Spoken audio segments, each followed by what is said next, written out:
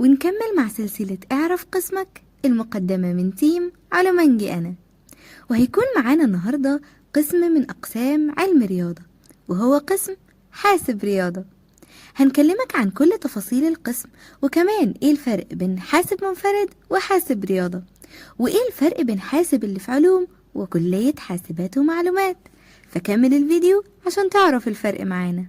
بداية من سنة تانية هتدرس مادة واحدة تبع CS، وباقي المواد هتكون رياضة. وممكن بالسبب ده ناس كتير مش بتحب سنة تانية، بسبب ان يعتبر كلها مواد رياضيات بحتة ومادتين بس تبع CS.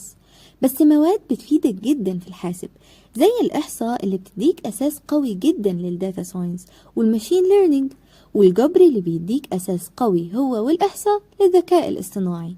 فركز فيهم من دلوقتي عشان هتعرف أهميتهم أكتر بعدين. وطبعا بقية المواد اللي كل ما بتتخصص في الحاسب أكتر بيبقى وارد جدا بشكل كبير الرياضة تخدمك فيها. وكمان بندرس في تانية مادة OOP، ودي مادة هتفضل مكملة معاك طول حياتك، ومن أهم كورسات الكلية، وهتلاقي بعدين بتتسأل عنها في الانترفيوز. وطبعا بتاخد في الترم التاني Data Structure، واللي بيقويك أكتر في الكودينج. وبتاخد جبر 2 اللي بيخليك أقوى بكتير في الجبر ويديك أساس أمتن.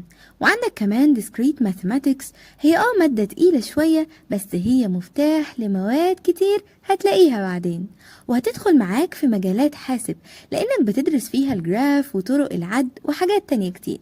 وطبعا هتدرس كذا مادة رياضة تاني.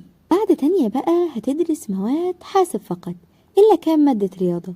هتدرس في حاسب الألجوريزمات، ودي من المواد اللي بتكمل أساس البرمجة عندك، وبتخليك أتقل كتير في الكودينج وطريقة تفكيرك. الداتابيز، وده من أهم كورسات الكلية، لأن مجال الداتا كبير جدا وهتحتاجه كتير قدام. وهي مادة ممتعة جدا بالمناسبة في دراستها وشغلها. وجرافيك الألعاب بالأوبنجل.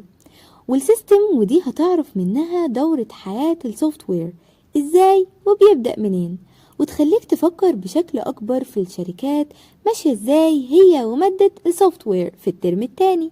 هتدرس في السيستم ميرن، وده طبعا مجال الويب ديفلوبمنت. وفي السوفت وير هتدرس الرياكت نيتيف، وده موبايل ابليكيشن ونتورك وتشفير، ومقدمة كمان في الذكاء الاصطناعي. وبرضو في مادة في سنة رابعة هتدرس فيها الأندرويد بتعمق أكتر، وغيرها كتير. نيجي بقى للسؤال اللي سألته لنفسك في الأول، ايه الفرق بين حاسب منفرد وحاسب رياضة؟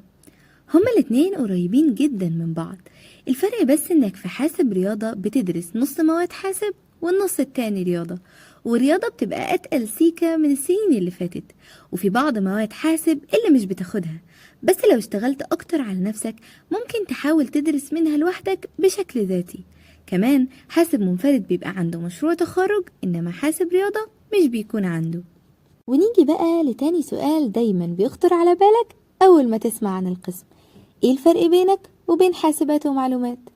الفرق انك بتدرس رياضة اكتر وبتدرس كمبيوتر ساينس الجانب النظري اكتر من العملي، لكن في حاسبات انت بتهتم بالعملي اكتر، فانت بتخرج معاك رياضة اتقل بكتير من حاسبات واساس علمي اقوى. بس الفكرة عشان تعوض الاختلاف بينك وبين حاسبات انك تتدرب وتشتغل على نفسك لوحدك في الجزء العملي، سواء بكورسات او اي طريقة تانية.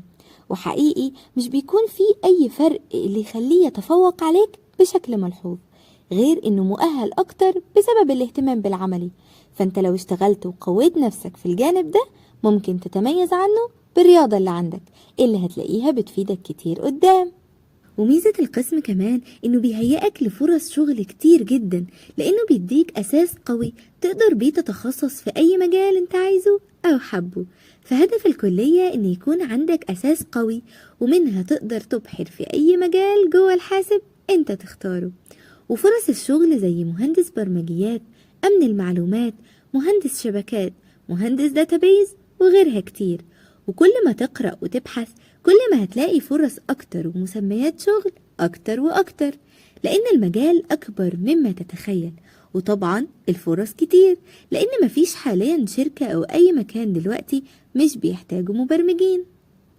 بالنسبة للتدريبات فانت لازم تشتغل على نفسك بدري وتحاول انك تذاكر اكتر وتاخد كورسات خارجية لوحدك عشان تقدر توصل لمستوى اعلى بجانب الكلية. وكل ما تنزل تدريبات في سنة بدري كل ما ده هيكون مفيد جدا ليك بعدين، وتقدر تنزل في شركات برمجة كتير من اللي بتفتح تدريبات، وفي ITI و NTI وفوري وفودافون وغيرهم كتير، وكلهم هتلاقيهم على لينكد ان. السؤال بقى دلوقتي، ازاي اقدر اذاكر في القسم بحيث اطلع باكبر النتائج؟ كل المطلوب منك من اول ما تدخل القسم لحد ما تتخرج انك تخلص كل اللي عليك اول باول، وما تراكمش عليك ولا محاضرات ولا سكاشن، وحل كتير جدا واسأل الدكاترة عشان تطلع باكبر استفادة من المادة. وتأكد ان اي مادة هتاخدها وارد جدا تشتغل بيها بعدين. مواد حاسب لازم تطبق بإيدك أول بأول، وتروح وتطبق تاني، وتسأل المعيدين على مواقع تجرب وتطور من نفسك عليها، وكل المعيدين مساعدين جدا.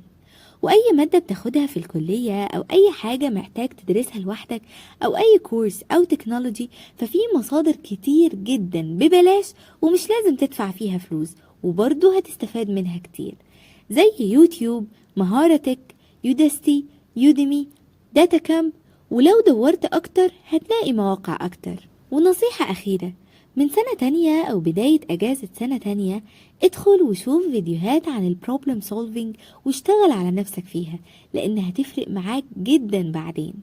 وكان الله في عونكم، وتابع باقي السلسلة معانا عشان تعرف أكتر عن باقي الأقسام.